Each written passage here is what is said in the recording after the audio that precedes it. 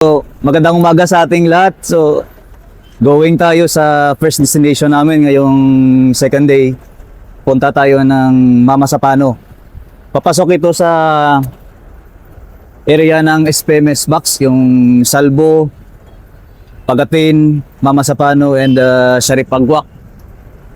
Ito yung ruta na susundan natin, more or less mga 15 minutes bago tayo makarating sa area ng Alpha Company, 6th IB.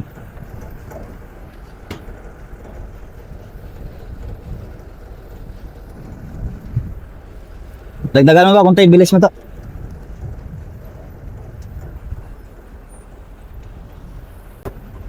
Duty yan ang kuhan. Makita natin yung pawas doon, kaliwa kanan.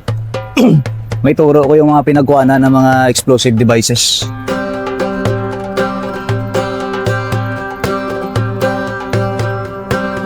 Redskin at Chinook. Ito ba Charlie pala ito?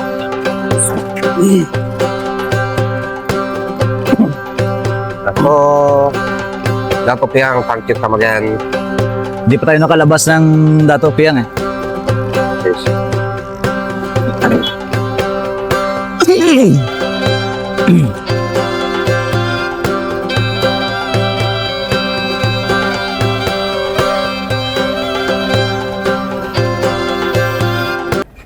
Munisipyo ng Dato Salibo, Maguindanao del Sur, and yun yung boundary ng Dato Piang and Dato Salibo. So dito sa area na to, ang pangunahing pamumuhay ng mga tao ay pangingisda, and ito yung mga basic transportation natin. Itong payong-payong, mga tricycle and minivan, palabas ng Midsayap, North Cotabato, and papunta ng Salvo. So dito sa left portion natin, makikita natin yung pawas. Ito is yung area papunta ng Sharif Saido ng Mustafa. And dyan tayo nakakuha ng mga improvised explosive devices ng mga lowless element group dito sa area. Mga 5 minutes matutumbok na natin ang crossing ng Pagatin, kung saan ito ang pasok ng SPMS Box.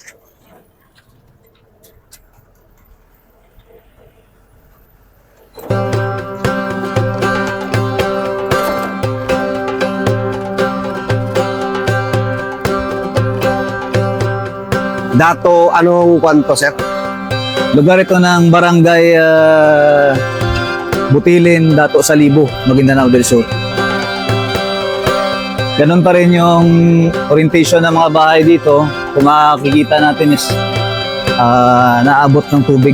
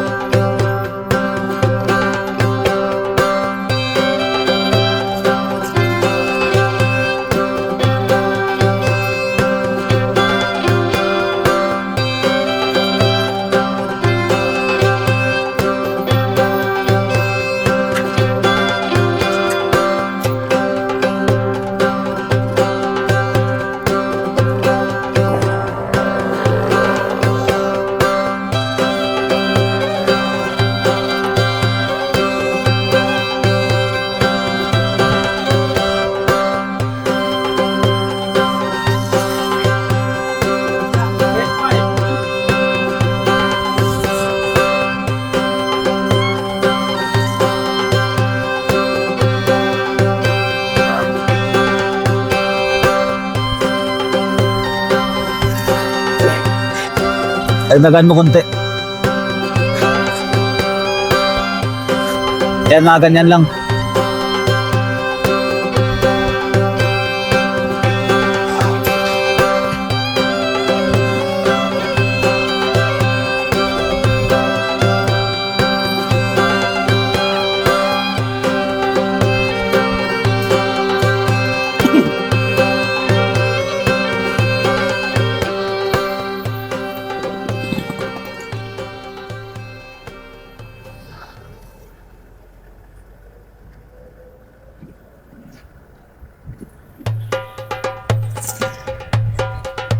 Sira pala yung speedometer mo.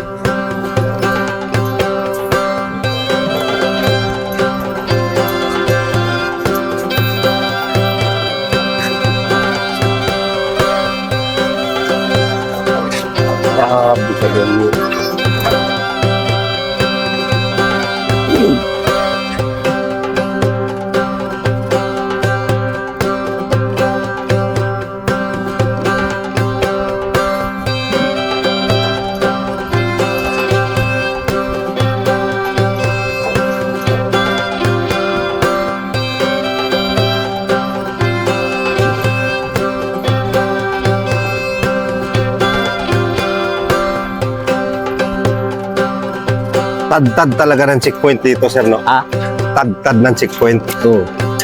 Pero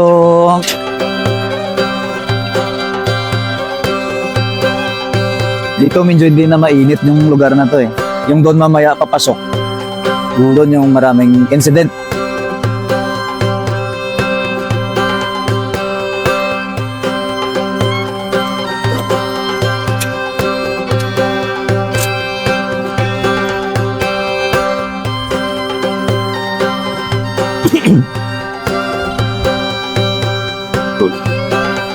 Ang galing ng mga bata, no? Parang built-in na ba?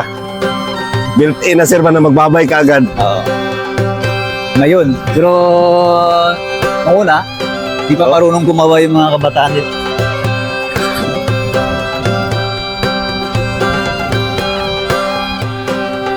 Naging effective naman yung effort ng 6IB dito pagdating sa civil military operations. Oo? Parang ano na ba? Muscle memory na nila ba na magganong kagad?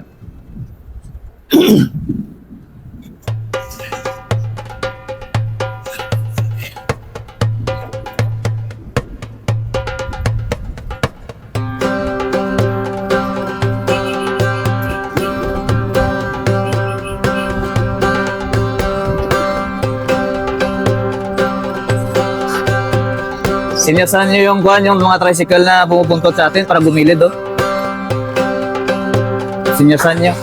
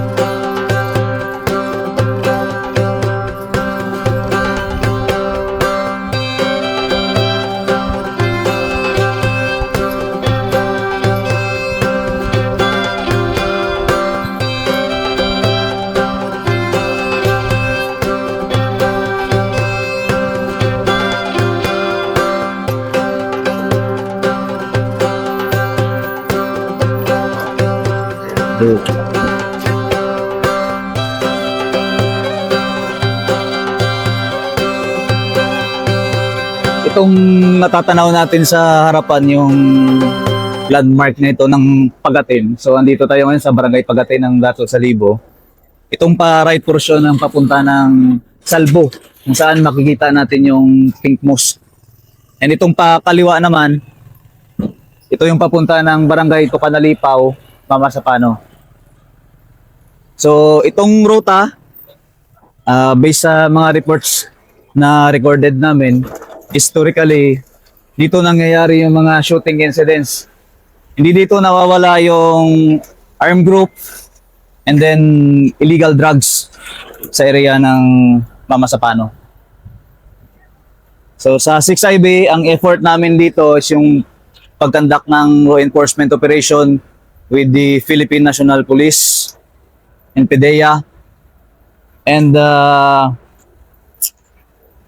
with regards naman sa civil military operations, ongoing yung effort namin sa pagkandak ng peace mediation and redo settlement sa mga grupong naglalaban dito sa area ng Mamasapano.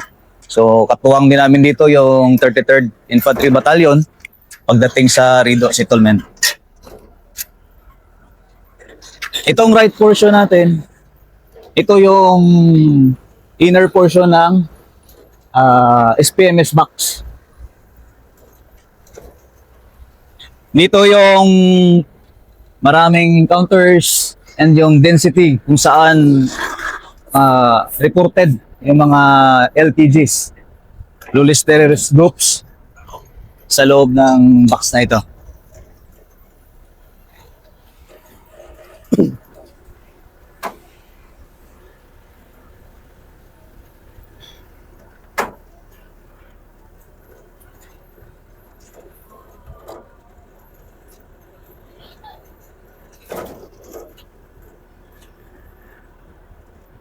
Pagdating naman sa kabuhayan ng mga taong nakatira dito sa community, ang pangunahing pinagkukunan nila is yung pangingisda.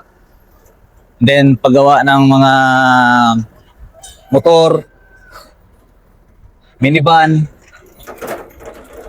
yan yung pinagkukuhanan nila ng kabuhayan.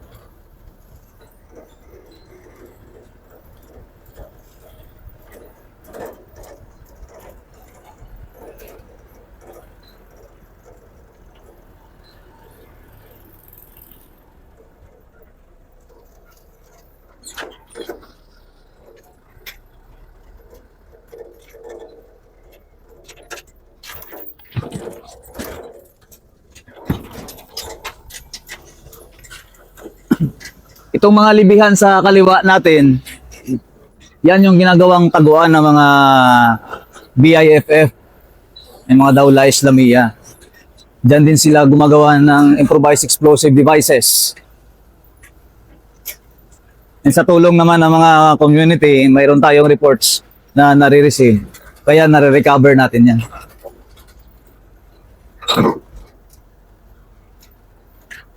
Pero bago mo marating yung lugar na yan, kailangan mong sumakay ng bangka.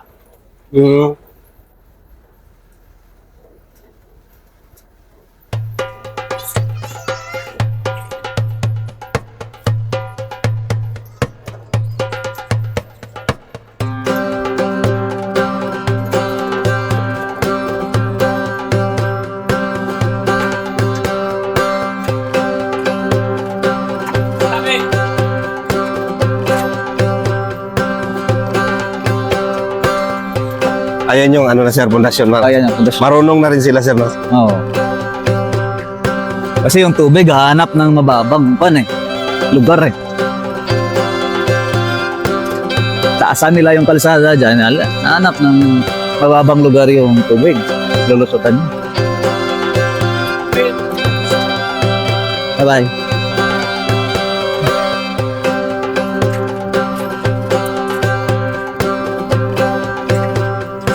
Maraming magagaling mekaniko dito mga pintor. Dito sir. Yan. Gawa ng mga minivan and mga motor.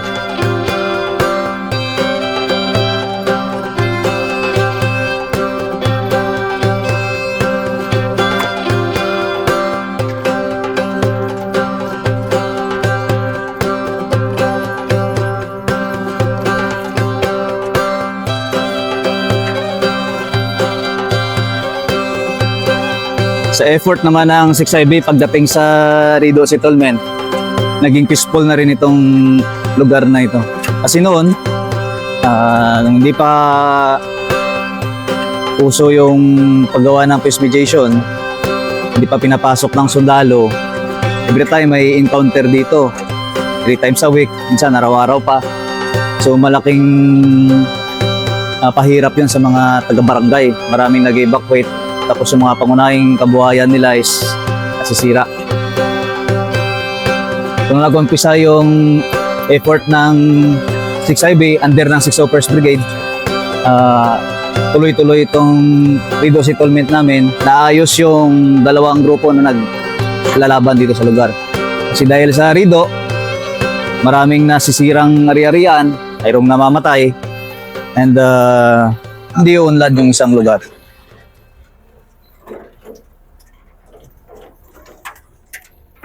Kami sa 6IB, hindi rin magsawa na gawin yung Rido Settlement and Peace Mediation na yan. Kasi yung pinakakawawa dyan, itong mga kabataan, yung mga matatanda.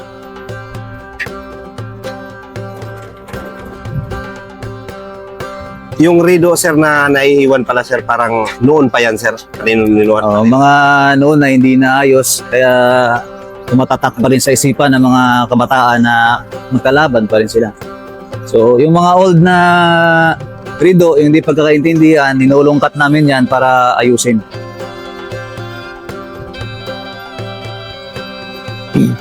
Hindi lang yan sa 6IB, kahit sa ibang batalyon, yun yung tinutuunan ng pansin namin na ayusin.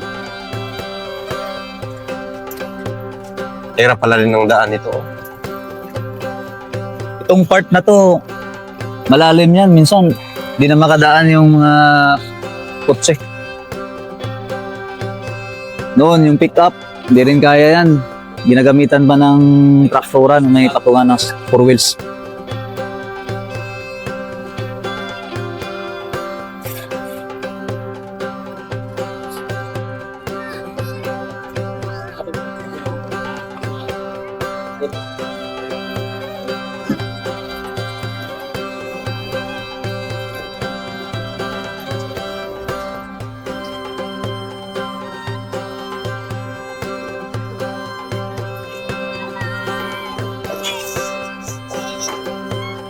Swim, swim!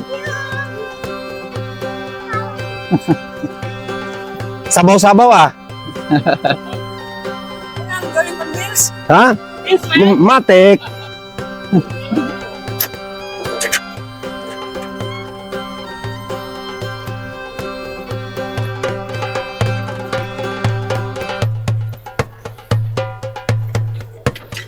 Pasok tayo, pasok. Papasok tayo.